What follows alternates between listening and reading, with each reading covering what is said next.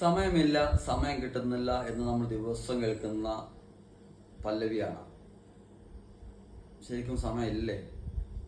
എല്ലാവർക്കും 24 മണിക്കൂർ തന്നെ അല്ലേ ഉള്ളത്?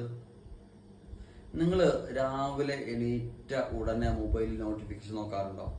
ഫോൺ വെക്കുന്ന സമയത്ത് 1 മണിക്കൂർ കഴിഞ്ഞിട്ടുണ്ടാവും, ശരിയല്ലേ? എന്നിട്ടും പഠിക്കാൻ സമയമില്ല, ക്വാളിറ്റി ടൈമിന് സമയമില്ല, ഫാമിലിയോടൊപ്പം നിൽക്കാൻ സമയമില്ല, മറ്റൊന്നിനും സമയമില്ല, പ്രാർത്ഥിക്കാൻ വരെ സമയമില്ല എന്ന് പറയുന്നവരാണ്. നിങ്ങൾക്കറിയില്ലേ, സാക്ഷാൽ ഇലോൺ മസ്കിനും നമുക്കും ഒരു ദിവസങ്ങളുള്ളത് ഒരേ സമയമാണ്. അദ്ദേഹത്തിന്റെ സമയത്തെ സ്പ്ലിറ്റ് ചെയ്ത് ശരിക്കും വിനിയോഗിക്കുന്നുണ്ട് അല്ലേ? അങ്ങനെ വിനിയോഗിച്ചതിന്റെ ഫലമാണ് നമ്മൾ അനുഭവിക്കുന്ന Tesla car, space X, Neuralink മുതലായ പുതിയ സംരംഭങ്ങൾ. നാം സമയം എങ്ങനെ വിനിയോഗിക്കുന്നു, അതിലാണ് നമ്മുടെ വിജയമുള്ളത്.